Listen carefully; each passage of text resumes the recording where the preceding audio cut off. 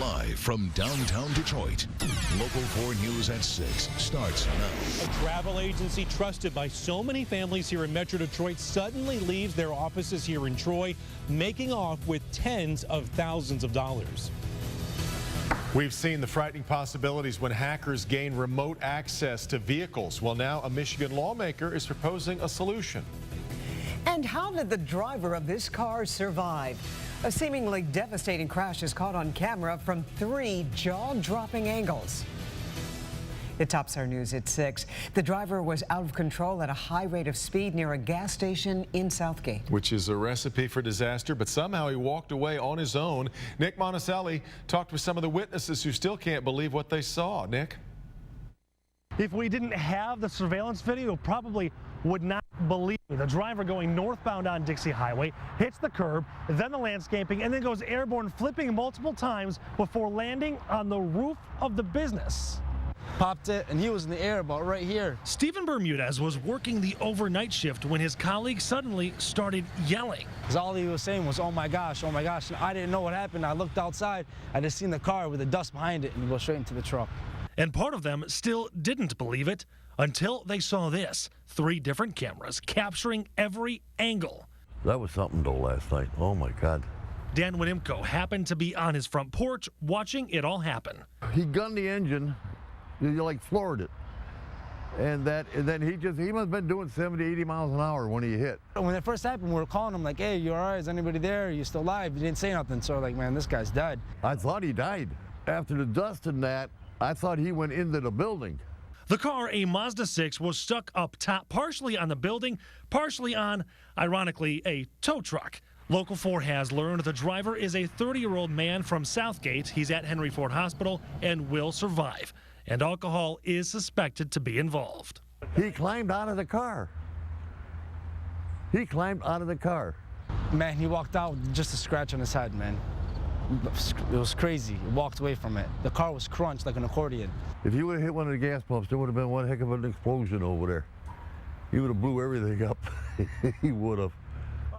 Back out here, you can see the damage is extensive and the cleanup will take a long time. Just to give you a better idea of how fast that car was going, this is a heavy and powerful tow truck. It was shoved back almost 30 feet. In Southgate, Nick Monticelli, Local 4. Yeah, expensive too. The owner estimates the crash caused at least $100,000 worth of damage. Carmen? Well, there's a large contingent of Metro Detroiters with roots in India, and they often want to travel there to see family. Well, a travel agency in Troy promised to make that happen, right up until the agency vanished, along with their money. Sean Lay joins us live now where the agency's office used to be. Good evening, Sean. We went tracing this agency today inside this building. Desk is cleaned out. The agency is gone. This is absolutely devastating for so many families. They booked online with this agency, over the phone with its agency, thinking they could trust the person, getting some good reviews about the agency, so they booked their tickets. Well, when the tickets didn't come or the tickets were canceled, one guy in particular came to this building here in Troy looking for his $9,000 or his flights to India. Instead, the money was gone. The travel agent that he trusted was gone as well. Name you can trust for all your travel needs. Sai World Travel is known throughout Metro Detroit's Indian community. The company says it offers the lowest airfares from the U.S. for families traveling back home to India.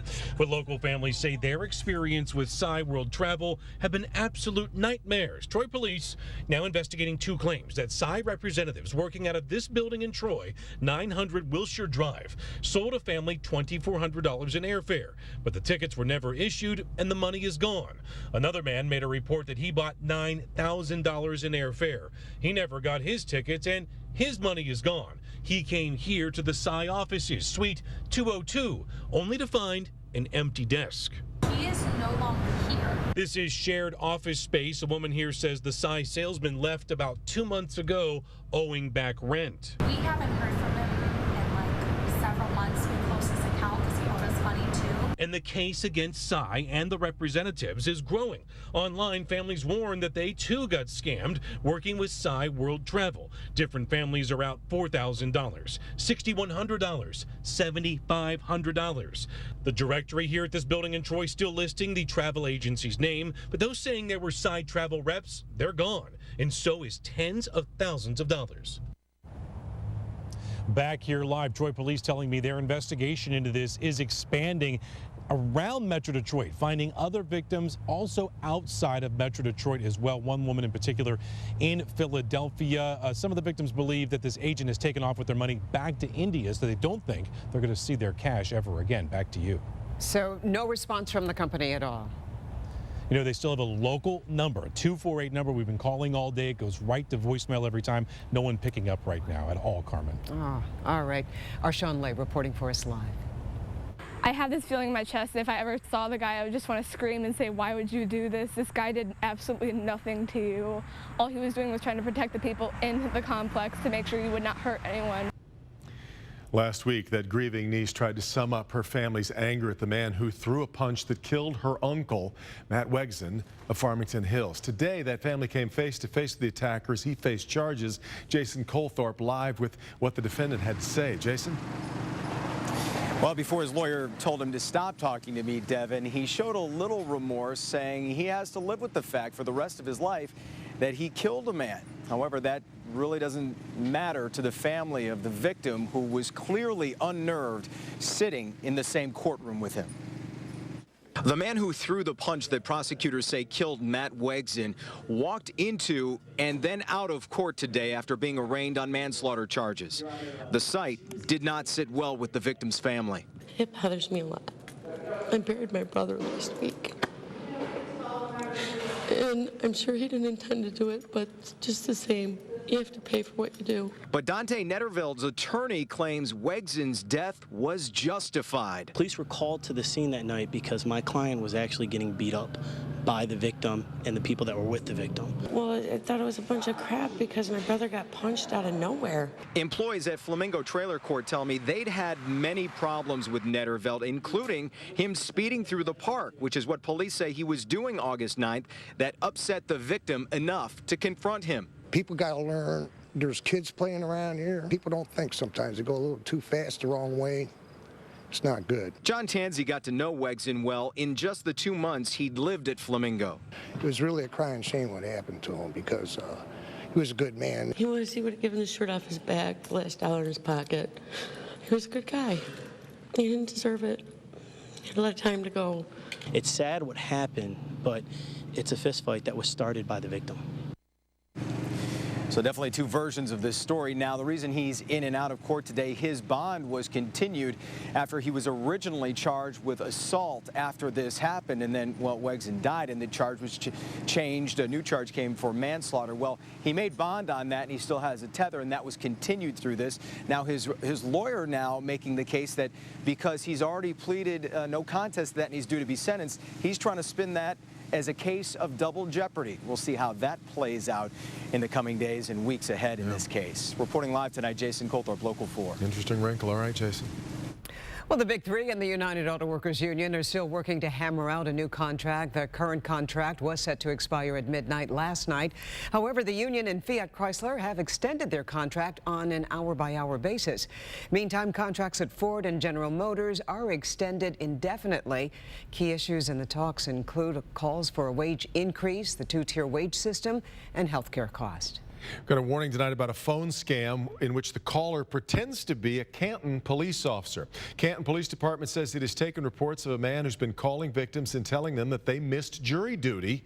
The scammer then says an arrest warrant will be issued if the victim doesn't send a green dot prepaid debit card to the caller. So the police department says it would never do this. It wants residents to be on alert. Of course, as you know by now, the Pope is making his first trip to the United States. We will have complete coverage of his visit next week. It'll start this Friday with our primetime special, Pope Francis Calling on America. We'll take a look at how he's making history, changing the world's view of the Catholic faith, and bringing people back to the church. So tune in to Local 4 Friday night at 8 o'clock. And then next week we'll be with him in Washington, Philadelphia, New York. Still ahead. Make them go to class. That's the strategy of U of M, or I should say the strategy U of M is considering to curb underage drinking by students. We'll see how that works. Dr. McGeorge? Well, new research suggests just 2 minutes of hopping a day could help prevent a dangerous condition. From Dr. Frank McGeorge, see why you should hop to it, coming up in Good Health. Did you do that on one foot? That's impressive. You know what? If you got the grill going outside, no reason to hurry up dinner. It's going to be a gorgeous evening, and we've got several more to come. We'll tell you when the big changes show up. Coming up. You know your car can now get hacked by hackers, and there's new research showing an even more amazing way to get into your car. Anyone with a very simple, cheap device can break into those systems. And the lawmakers have decided that it's time to crack down. We'll have the full details on all of this ahead on Local 4 News. Remember this alarming video of a Jeep being remotely hacked into and driven into a ditch? Well, now that we all know our cars are vulnerable, everyone is on alert, hoping that there is a big fix available. Well, tonight the Michigan legislature is about to move on the problem in a way that may work as a deterrent. Let's get to our business editor, Rod Maloney. He joins us live downtown with more. Good evening, Rod. Good evening, Carmen. You know, it was the Uconnect system that they were hacking into, and in fact, Chrysler's come up with a fix for that ever since. But, you know, we're finding out that hackers have other ways to get into your car. Can you believe they can use this? Yes, this. And so, Michigan, in Lansing, the legislature is saying, hey, we got to get ahead of this, and now. Kill the engine. Well, if this didn't get your attention when it comes to hacked cars, perhaps this will. If you have a key fob from a car. This video by security analyst Sammy Kamkar talks about how hackers use your key fob to hack into your car or your garage door opener as well. Anyone with a very simple, cheap device can break into those systems. Duo Security of Ann Arbor founder Dr. John Oberheide says, while troubling, this shouldn't keep you up at night, at least for now. So someone has to be specifically targeting you or targeting your household, which is a unlikely scenario for the average everyday person. Still, State Senator Mike Kowal says the car hacking story got his attention because he drives a Cherokee and realized the state's laws are not equipped for the next technology generation. So he's working on a bill that would equate car hacking to carjacking. So the penalties for doing that should mimic what it would be the same if you walked up and stuck a gun in somebody's face and took their car. Carjacking can net you 10 years to life in prison, and he wants to create the deterrent now before hackers get good at this. If somebody's even remotely thinking about doing something like this and they get caught, which they will eventually get caught, they are going to go to prison for a long period of time. Now, the senator says that he expects to get this going. In fact, I believe it's already gone to the Senate, and it's expected to go to the House, and there should be a vote on this in the next few days or even week. But the thing is that it seems hardly anybody is going to stand up against this thing necessarily, because Kowal is saying, hey, carjacking and car hacking really are one and the same. Back to you. But, you know, what about the car companies, Rod? Are they doing anything about these concerns? Well, yes. In fact, the car company's already talking to these carjackers. All of the guys that we talked about in this story that were doing the white hat hacking, they have been talking to the car companies. And the car companies know they've got issues. And, of course, they realize that most of the systems were set up long before security was really an issue. Well, now it is. And so they are going to work on it. All right. That's good to know. Our Rod Maloney, looking comfortable, reporting for us live. U of M students could be seeing more Friday morning classes next semester, and that is to help conquer a specific issue. The Senate Advisory Committee on University Affairs met yesterday and discussed student drinking. And one suggestion made was to increase the number of large enrollment classes on Friday mornings to discourage students from drinking on Thursday nights and kind of getting an early start on the weekend. The provost says she's open to the idea. We'll see what happens. The next meeting is coming up on Monday. Now to good health. Hopping for your health. the doctor has slowed down since we saw him going into the last break. Also, how your plate could be helping you pack on pounds. But first, Dr. Frank McGeorge joins us now with a new reason to make sure your kids have plenty of time to play outdoors. You didn't have to tell us to go out, but these kids you do. Right? That's right. These days it seems like indoors is the place to be, but playing outside isn't really just exercise for kids. There's evidence that it can help them see better. Researchers in China studied nearly 2,000 first graders, adding an additional 40 minutes of outside playtime to half of the group's school day. Well, after 3 years, the group with added outdoor time was significantly less likely to be nearsighted. Now, previous research has suggested natural sunlight may help preserve the proper shape of the eye during a critical time of growth in children.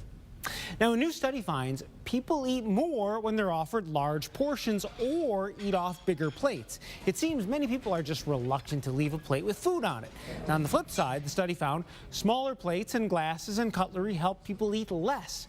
Experts say the results suggest eliminating larger-sized portions from the diet could reduce Americans' calorie intake by nearly 1/3.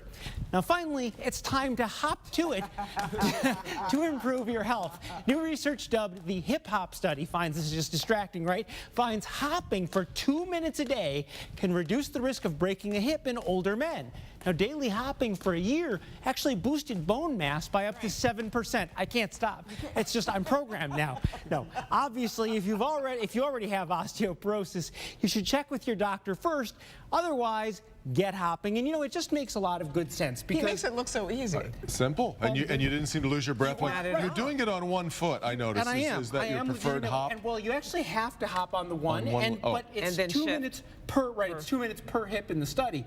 And the deal is, it increases the pressure on the hip, which increases your bone mass, which only makes good sense. It increases your core activity. If you can do it and you have the proper balance and you don't have any risk for osteoporosis, why not? Hey, Ben. Clearly the challenge has been thrown down, weatherman. Hopping during the weather? These shoes, Can you? I can't, you know. The high heels make it hard, I know. That's true, yeah. Stilettos are tough. Let's check out mosey on over this Get way. into a rough area. Yeah, let's check out Storm Pins right now, which has a gorgeous picture of what we saw out there today. Yes, there were some clouds, but sunshine eventually won out. You can see it reflecting here off the water. Just one of the many that we got, and this from Lyon Township this afternoon. As we take a look at Mount Clemens, sun is out. People, not so much. Looks like we got some construction going on downtown. 80 degrees current temperature, and yes, the humidity has been low.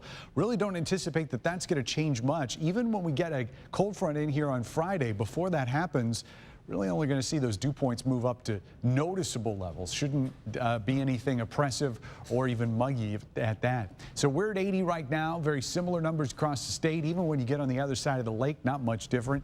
81 out in Chicago, 84 up in Green Bay. And as we look at the satellite image, we've started seeing some clouds roll in here from central parts of Indiana. And these have been generally mid and high level clouds, not really going to amount to anything, but may keep temperatures just maybe a degree or two up. Although we do anticipate that a lot of these are going to be gone once we get past midnight tonight. High pressure has been in control for the last several days, but as that slides to the east, it's that clockwise flow around that high that starts bringing in that southerly air. That's what boosted our temperatures here in the short term, and we'll continue moving those upwards just a few more degrees for highs. And then on Friday, we'll see some early showers, maybe a few thunderstorms, but the actual front not going to cross until late. So probably won't see a huge difference in temperatures on Friday. We will see a noticeable difference, especially by the end of the upcoming weekend. So 58 tonight. We'll call it partly cloudy here in the evening with those high clouds that are moving in. Then we'll go back to mostly clear conditions. Very light winds tonight. Highs tomorrow, similar to what we had today, up to 82, and should see a lot of sunshine tomorrow. Not much different until we get to those shower and thunderstorm chances to start the weekend. And Sunday, even though we're going to be dry, highs of only 68 degrees. So maybe that will be more conducive football weather. Are you kidding? The Lions are still out of town, though, aren't they? Lions are still out of town, yes. They'll be in December. These will be balmy. Just good. a memory. Yeah. That's true. Steve's in for Bernie tonight with a look at sports. All right, Steve joins us now. What do you have for us? Well, the Spartans are in the spotlight and loving it. Deservedly so. It was impressive, wasn't it? It's tough to take it away from them. Yeah, Michigan State growing more accustomed to that national spotlight. This week, the Spartans ranked number 4 in the nation. Coach Mark D'Antonio says now America knows who Sparty is, and that's good for a lot of things, including recruiting. We had some official visits on campus, but I think the brand is strong right now. You know, people want to come to Michigan State and be a part of this, and that's exciting. And that was it. That was exciting. That was it. He really is excited. If anyone had any doubts about Jim Harbaugh being an exciting head coach, those doubts were erased on Saturday. Late first half, Harbaugh felt his Wolverines had been wronged by the officials, calmly explained, "Gentlemen, I believe you may have made an error in judgment, and I hope you will reconsider your decision." They did not. This happened when Michigan was called for a roughing the kicker penalty.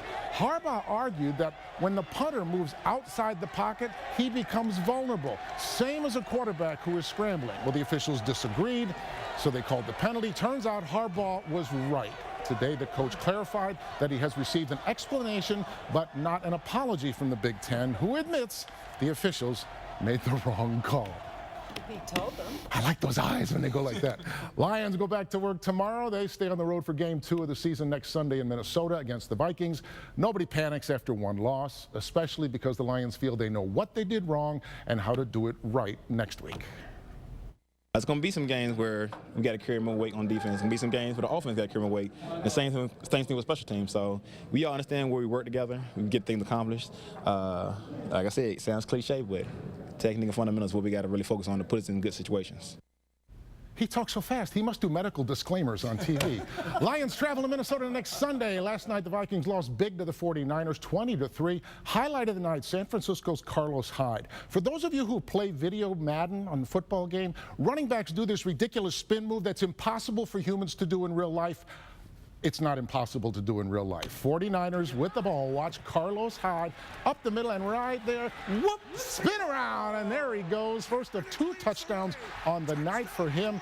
Oh, man, we'll get one more look at that. If he went undrafted in your fantasy league, go right to the waiver wire and pick him up. Carlos, do it again. Whoop! There he goes for the touchdown. That was nice. And by the way, if you're new to the game on Xbox, it's the B button right here. That's Spinorama right there, your right thumb. Right there.